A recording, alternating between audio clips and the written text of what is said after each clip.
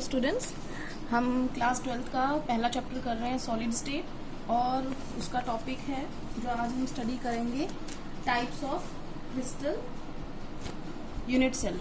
जो क्रिस्टल के अंदर हमारी जो स्मॉलेस्ट यूनिट होती है जो बार बार रिपीट होती है, जो कल मैंने बताया था उसे यूनिट सेल कहते हैं, जो बार बार रिपीट होके और वो 3 डायमेंशनल क्रिस्टल लैटिस बनाती है। तो हमने कल पार्टिकल्स की पोजीशन के हिसाब से उसको डिवाइड किया था 2 कैटेगरी में। एक थी प्रिमिटिव सेल जिसके अंदर सिर्फ कॉर्नर्स पे पार्टिकल्स होते थे, और एक होती थी सेंटर्ड सेल जिसमें कॉर्नर्स के अलावा साथ में और किसी के सेंटर में, चाहे फेस का सेंटर हो, चाहे बॉडी का सेंटर हो, या वो एंड सेंटर्ड हो, 3 टाइप थी उसमें। आज हम थोड़ा क्राइटेरिया चेंज कर रहे हैं। यहाँ पर हम टाइप्स ऑफ यूनिट सेल पढ़ रहे हैं और यहाँ पर क्राइटेरिया क्या है उस यूनिट सेल का, उनके पैरामीटर्स। जिन बच्चों को अभी याद नहीं है कि पैरामीटर्स किसे कहते हैं, तो एक यूनिट सेल के अंदर 6 पैरामीटर होते हैं, 3 उनकी साइड्स होती हैं और 3 उनके एंगल होते हैं। तो सबसे पहले हम बात करते हैं कितनी टाइप्स होती हैं। तो 7 टाइप्स होती हैं यूनिट सेल की। किसी में कोई साइड अलग होगी, किसी में कोई एंगल अलग होगा, उस हिसाब से हम इसे स्टडी करेंगे। बोर्ड के अंदर 1 नंबर के क्वेश्चन के अंदर इसमें से एक क्वेश्चन मोस्टली आता है। जैसे आपसे पूछ लिया जाएगा कि इस टाइप की यूनिट सेल के अंदर कौन से एंगल या साइड होंगे, तो वो आपको देके या एंगल और साइड दे रखे होंगे, पूछेंगे कि कौन सी टाइप की यूनिट सेल है। तो हम सबसे पहले सबसे सिंपल वाली से शुरू करते हैं, और इस पूरे चैप्टर में सिर्फ यही वाली यूनिट सेल को बार बार यूज किया गया है। सबसे पहली होती है हमारी cubic unit cell. First cubic unit cell होती है, और इसके अंदर अब क्या क्राइटेरिया होता है, मैं यहाँ पर साइड्स के लिए लिख रही हूँ और यहाँ पे एंगल्स के लिए लिख रही हूँ, ताकि आपको कंफ्यूजन ना रहे कि एंगल कौन सा है और साइड कौन सा है। और फिर उनका कोई एग्जाम्पल लिख दूंगी ताकि आपको पता चल जाए कि किसके अंदर ये इस टाइप की सेल पाई जाती है। तो क्यूबिक जो होता है वो सबसे सिंपल है, आपने बहुत बार देखी भी होगी। जो आपने कभी लूडो सांप सीढ़ी खेलते वक्त जो डाइस होता है वो एक क्यूबिक यूनिट सेल का एग्जाम्पल है। उसके अंदर सारी की सारी साइड्स एक दूसरे के बराबर होती हैं।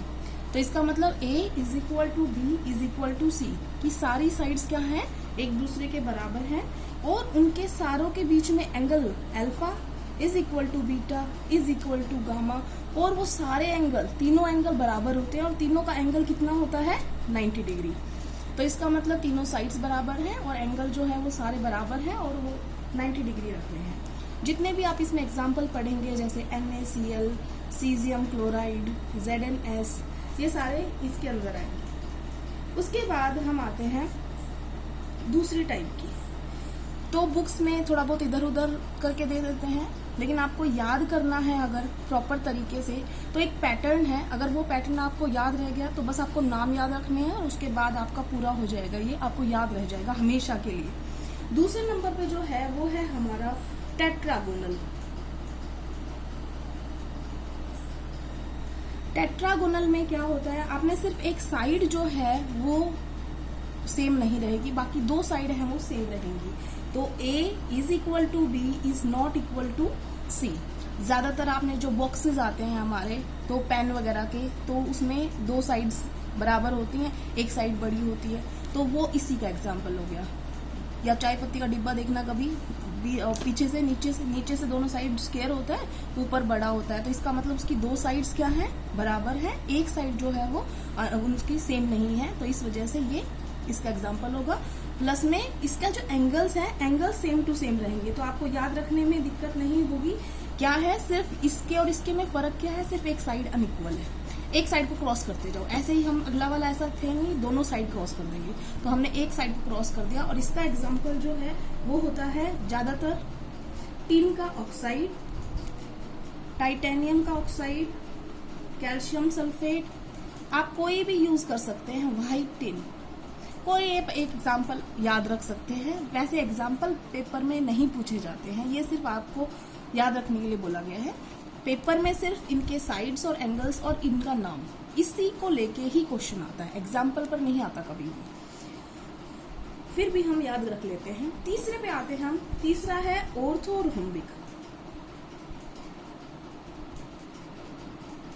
ऑर्थोरोम्बिक यूनिट सेल में, अब जैसे मैंने बोला कि पैटर्न में चल रहे हैं हमने एक साइड अनइक्वल की, अब हम सारी साइड्स अनइक्वल कर देंगे। A is not equal to B is not equal to C and angles are all are equal and they are equal to 90 degree. तो अब इसका एग्जाम्पल हम ले लेंगे, नाम से ही ले लो इसका एग्जाम्पल, ऑर्थोरोम्बिक। तो इसका नाम इसी से ले लिया हमने एग्जाम्पल। रोम्बिक सल्फर होता है, सल्फर की फॉर्म होती है, एलोट्रोप होता है, उसके अंदर जो क्रिस्टल की शेप होती है वो इससे यूनिट सेल से ली हुई है। या आपने नाम सुना होगा बेरियम सल्फेट, उसके जो क्रिस्टल होंगे वो इससे मैच करेंगे, इस यूनिट सेल से बने होते हैं वो। अब हम बात करते हैं चौथी टाइप की। चौथी टाइप जो होती है, अब देखो हमारी सारी साइड्स कट चुकी हैं, अब हमें ऐसा लेना है जिसके अंदर अब एंगल में प्रॉब्लम है। तो ये आ गया हमारा मोनोक्लिनिक। मोनोक्लिनिक के अंदर अब क्या होगा, सारी साइड्स तो पहले ही हम अनइक्वल कर चुके कि हमारी सारी साइड्स तो अनइक्वल हैं ही, लेकिन अब एक एंगल भी चेंज हो गया। दो एंगल जो हैं वो तो है 90 डिग्री, लेकिन जो बीटा एंगल है वो 90 डिग्री नहीं है। इसका मतलब दो एंगल तो सेम है 90 डिग्री पर, एक एंगल 90 डिग्री पे नहीं है। मोनोक्लिनिक।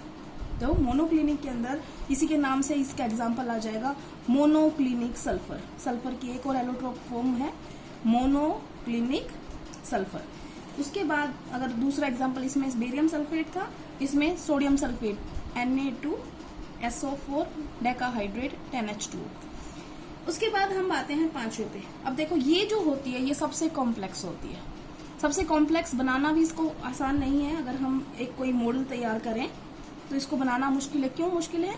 सारी तो साइड्स अनइक्वल करनी है, वो तो कोई बात नहीं, कर भी लें सारी साइड्स अनइक्वल, लेकिन सारे एंगल जो हैं वो अनइक्वल हैं।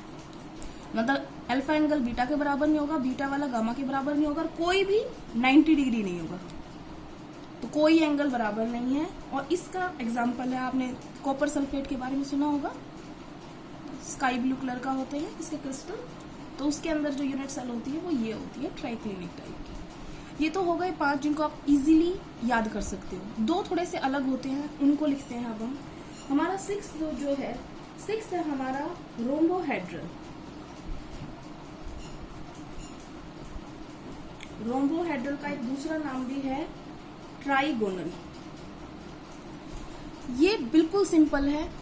जो आपने क्यूबिक फॉर्म ली थी ना, आप ये समझ लो आपके पास ये क्यूब था, आपने प्रेशर लगा दिया उसके ऊपर, उसको जोर लगा के टेढ़ा कर दिया। अगर आपके में मान लो इतना दम है, हमने टेढ़ा कर दिया किसी चीज को, मान लो आपने सिर्फ कागज से बनाया था वो, तो अब साइड तो बराबर ही रहेगी।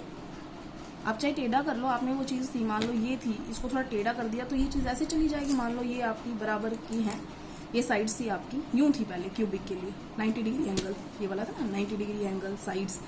अब आपने क्या किया, उस पर धक्का लगा दिया, धक्का लगा दिया तो अब ये क्या हो गई, टेढ़ी। साइड तो उतनी रहेगी ना, तो A = B = C, ये भी ठीक है। लेकिन जब आपने धक्का लगाया तो इसको भी उतना ही धक्का लगा है, इसको भी, और अगली साइड को भी, और अगली साइड को भी। इसका मतलब सबको बराबर लगा है, तो वो 90 डिग्री एंगल तो नहीं रहा, लेकिन अल्फा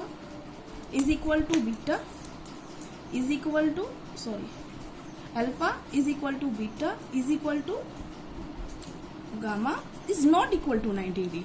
वो क्योंकि यहां से हमने क्या कर दिया, उसको थोड़ा सा प्रेशर लगा के तिरछा कर दिया। तो आप ये समझ लो क्यूबिक को आपने थोड़ा टेढ़ा कर दिया, तो क्यूबिक को टेढ़ा करने से क्या आएगा हमारे पास, रोम्बोहेड्रल और ट्राइगोनल। इसका एग्जाम्पल सिनाबार आपने सुना होगा, मरकरी की और होती है, उसका एग्जाम्पल ले लिया। 7th सबसे लास्ट है।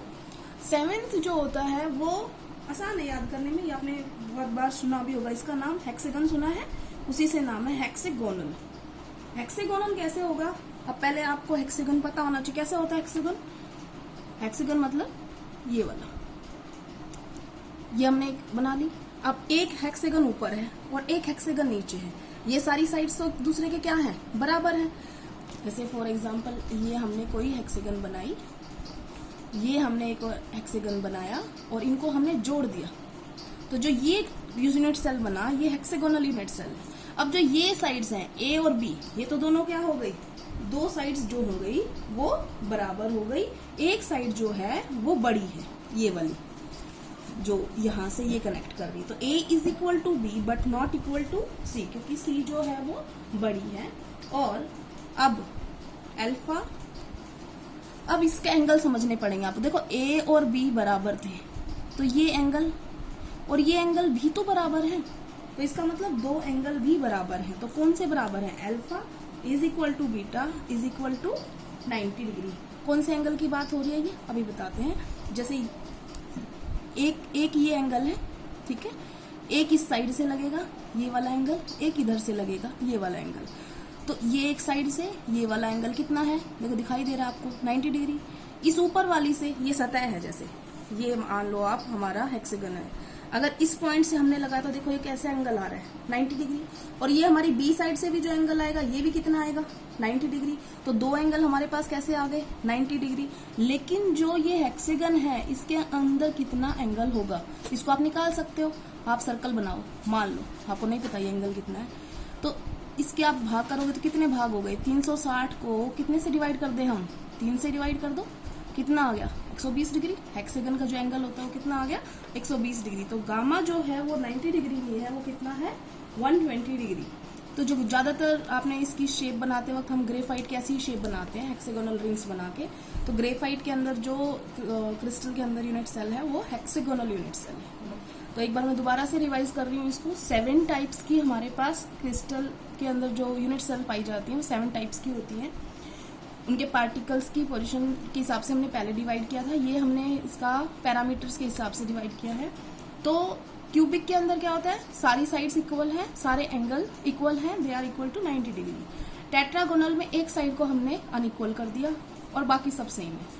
ऑर्थोरोम्बिक में हमने दोनों साइड्स को अनइक्वल कर दिया। इसका मतलब कोई भी साइड एक दूसरे के बराबर नहीं है, बट एंगल जो है वो 90 डिग्री है। मोनोक्लिनिक का एग्जांपल, मोनोक्लिनिक के अंदर क्या आएगा? सारी साइड्स अनइक्वल हो चुकी हैं, एक एंगल है वो कट गया, वो 90 डिग्री नहीं रहा। ट्राइक्लिनिक में कुछ भी बराबर नहीं है, ना ही साइड्स ना ही एंगल्स। रोम्बोहेड्रल और ट्राइगोनल के अंदर आपने जो क्यूबिक था उसको थोड़ा टेढ़ा कर दिया, तो सारी साइड्स तो बराबर रहेंगी, सारे एंगल भी बराबर रहेंगे, लेकिन वो एंगल थोड़ा सा क्या हो जाएगा?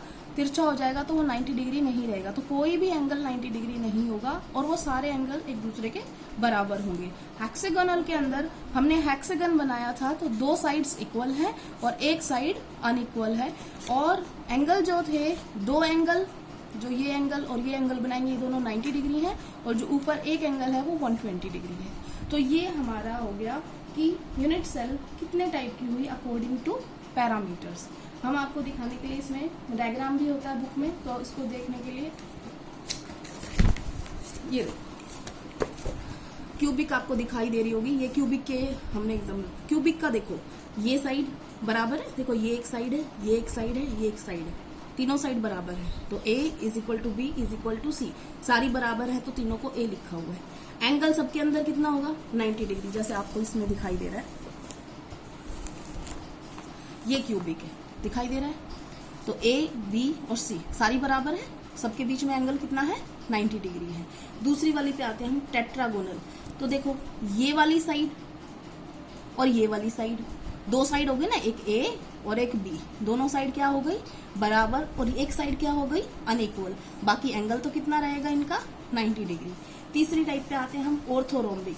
अब ये साइड छोटी है, ये B साइड हमने थोड़ी बड़ी बनाई, C और भी बड़ी बना दी, तीनों अनइक्वल हो गए, एंगल लेकिन कितने हैं सारे के सारे 90 डिग्री। अब इसके बाद आते हैं मोनोक्लिनिक। मोनोक्लिनिक का ये एग्जांपल है, A छोटा है, B अलग है, C अलग है, लेकिन अब ये दोनों तो है 90 डिग्री, लेकिन ऊपर थोड़ा सा क्या कर दिया, उसको तिरछा बना दिया, तो ये 90 डिग्री नहीं है, एंगल चेंज हो गया, एक एंगल हमारा चेंज हो गया। अब आते हैं हम ट्राइक्लिनिक पे।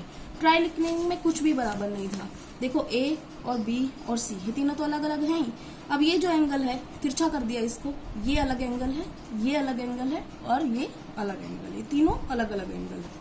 अब बात करते हैं रोम्बोहेड्रल की। मैंने क्या कहा था आपको, क्यूब को प्रेशर लगा के टेढ़ा कर दो। ये क्यूब था, इसको प्रेशर लगा के टेढ़ा कर दिया, तो ये साइड ये साइड ये साइड सब बराबर है, तो A is equal to B is equal to C।